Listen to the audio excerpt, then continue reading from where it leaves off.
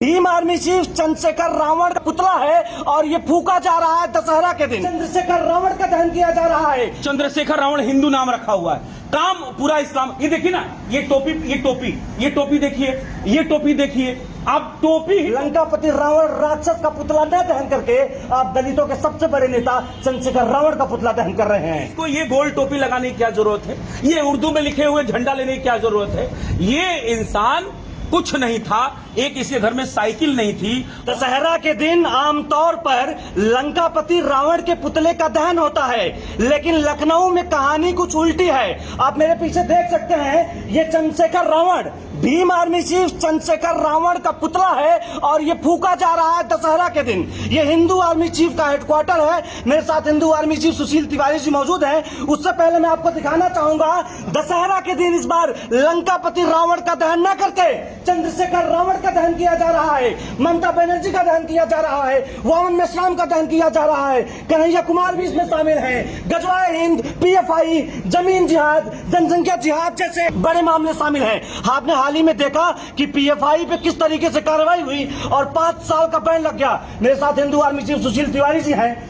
क्या समस्या है आपको चंद्रशेखर रावण से, दलितों के सबसे बड़े नेता से, दलितों के सबसे बड़े चिंतक से, जो जमीन पर जाकर संघर्ष करते हैं, दलितों की लड़ाई लड़ते हैं, और दशहरा के दिन लंकापति रावण राक्षस का पुतला न दहन करके आप दलितों के सबसे बड़े नेता चंद्रशेखर रावण का पुतला दहन कर रहे हैं? देखिए, रावण का दहन दशहरे में इसलिए होता है जी कि बुराई पर अच्छाई की जीत। क्या बुराई किया है चंद्रशेखर रावण ने? बुराई ये किया है कि देश के अंदर जात पात का जहर घोलना और जहर घोलकर देश को 2047 में इस्लामिक राज्य बनाने का बुराई। भीम आर्मी तो कहती है जातिवाद का जहर ब्राह्मणों ने घोला है, सवर्णों ने घोला है, और आप ये आरोप भीम आर्मी उन पे लगा रहे हैं। नहीं, ब्राह्मण रहे ही कहाँ, ये बताइए। 600 वर्ष मुगल काल रहा, 200 वर्ष अंग्रेज काल रहा, बात समझिए। आरोप इनका। और 72 साल से राहुल खान की और उनके अब्बाजान की सरकार रही, तो कहां से ब्राह्मण और क्षत्रिय हो गया? ये तो एक षड्यंत्र है, एक नैरेटिव गढ़ा गया है PFI द्वारा या सीमित द्वारा या बाहरी ताकतों द्वारा। ये एक षड्यंत्र गढ़ा गया है कि किस तरीके से हमें जात पात में बांटा जाए। देखिए आकाश जी, द लंका दहन के माध्यम से मैं ये पूरे देश को बताना चाहता हूं कि भीम आर्मी जो है वो एक राक्षसी संगठन है। ठीक, नाम जरूर उसने बाबा साहब भीमराव अंबेडकर का नाम इस्तेमाल किया है, प्रयोग किया है, लेकिन काम उसका पूरा षड्यंत्रकारी है। देखिए, हम आपको विस्तृत तौर पे बताते हैं। रावण के 10 सर होते हैं। देखिए, पहला सर ये देखिए PFI का कट चुका है। ठीक, ये PFI है। और इसी का पार्ट गजवाए हिंद। ठीक है, इसका आप आगे आइए, ये देखिए शूर्पणखा बैठी हुई है बंगाल में। किस तरीके से हिंदुओं को वहां पे कत्लेआम आज भी हो रहा है। पश्चिम बंगाल की अगर आप दुर्गति देख लें तो हिंदुओं का कत्लेआम वहां हो रहा है। ये हाल है मुमताज बानो और ममता बनर्जी का। ठीक है, एक मुख्यमंत्री जिसे संवैधानिक पद पे बैठकर भी ये जो डायन है वो देश को जलाने का काम कर रही है। शूर्पणखा की तरह भेष बदलकर है मुमताज बानो, लेकिन नाम ममता बनर्जी रख के, और देश को बल्कि पश्चिम बंगाल को इस भारत से ही अलग करना चाहती है। आपको लगता है ये देश तोड़ रही हैं? ये तो देश जोड़ने निकले हैं कन्हैया कुमार। ये आदमी कल आप बताओ ना, सर्वविदित है कि कन्हैया कुमार को आप जानते ही हो कि भारत तेरे टुकड़े होंगे, आगे मैं नाम नहीं लूंगा। अब तो भारत जोड़ रहे हैं, अब तो समर्थन कर दीजिए। आप बात समझ रहे, ये बहरूपिये हैं, ये वही शूर्पणखा के भांजे और भाई हैं सब। समझिएगा कि ये भेष बदल के, आपने रामायण देखी होगी, रामायण में जितने भी राक्षस थे वो भेष बदल के आते थे। चंद्रशेखर रावण आज भेष बदल के जो है वो चंद्रशेखर रावण हिंदू नाम रखा हुआ है, काम पूरा इस्लाम। ये देखिए ना, ये टोपी देखिए, ये टोपी देखिए। आप टोपी ही टोपी देखेंगे तो ऐसे राक्षसों का विनाश करना जरूरी है। आप हाथ धोकर पीछे पड़ जाइएगा, मतलब हर दिन कोसते रहिएगा।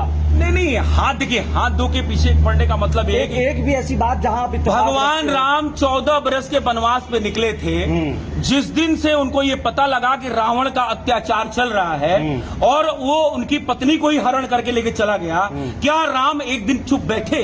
देखिए, हम लोग तो बानर सेना, मोदी सेना, योगी सेना के वो गिलहरी हैं और उस सेना के एक छोटे से कार्यकर्ता हैं। समझिएगा बात को। हमारे मोदी जी, हमारे योगी जी, हमारे इस तरीके से जो राष्ट्रवादी जो चेहरे हैं, जो देश के लिए कर रहे, जो हम ईश्वरीय अवतार कहते हैं, मैं ये मानता हूं कि राम के रूप में, राम सेना के रूप में ये काम कर रहे हैं। उन्होंने रावण का एक एक सर काटने का काम किया है। चाहे वो आप अगर देखेंगे तो 370 की बात हो, श्री राम मंदिर की बात हो, या गजवाए हिंद में सबसे बड़ा जो रोल निभाने वाला पीएफआई अभी तत्काल बैन होने की बात है, और आप कहते हैं पीछे पड़े हैं। ये हमारा अभियान है। अगर ये हमारा अभियान न होता तो ना हमें 370 मिलता, ना हमें जो है राम मंदिर मिलता, ना हमें आप इस देश को, बल्कि एक कट्टरपंथी की महिलाओं को 3 तलाक से आजादी नहीं मिलती।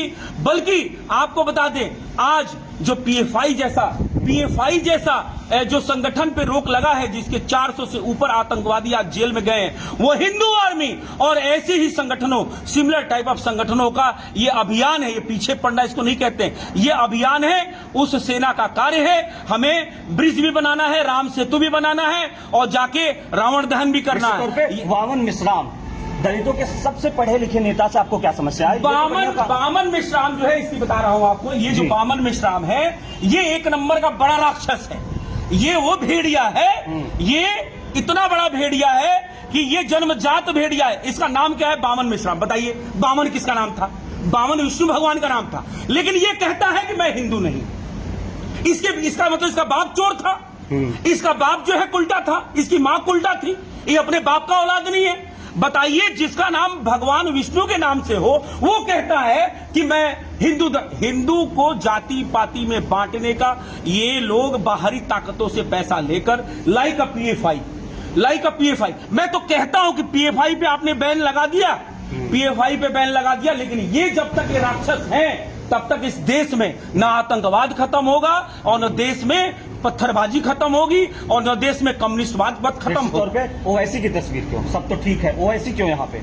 मुझे आप ये बताइए, ये देश सेकुलर है ना? हाँ। इस देश में आप बताइए कि हिंदू के नाम से कोई पार्टी है क्या? आप मुझे बता दीजिए।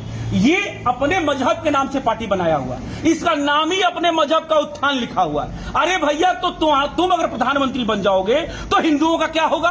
क्योंकि तुम्हारी पार्टी का नाम ही तुम्हारे मजहब से है। आप समझने का पास, ये वो राक्षस है कि 1947 में हिस्सा भी ले लिया और ये अभी तक यहां जमा हुआ है। ये वही राक्षस है कि आज लव जिहाद जैसे कानून बनने पर ये आंसू बहाता है, पीएफआई पे रोक लगने पे आंसू बहाता है, आतंकवादी बंद होते हैं तो आंसू बहाता है, सर्जिल इमाम बंद होता है तो आंसू बहाता है, उमर खालिद बंद होता है, अमनतुल्ला खान बंद होता है, ताहिर हुसैन बंद होता है, ये आंसू बहाने वाले लोग, ये वो राक्षस हैं। इन राक्षसों का पुतला जलाकर रावण का 10 सर खत्म करने का ये जो लक्ष्य हिंदू आर्मी ने रखा है, ये देखिए, ये आप चंद्रशेखर रावण कहेंगे इसे?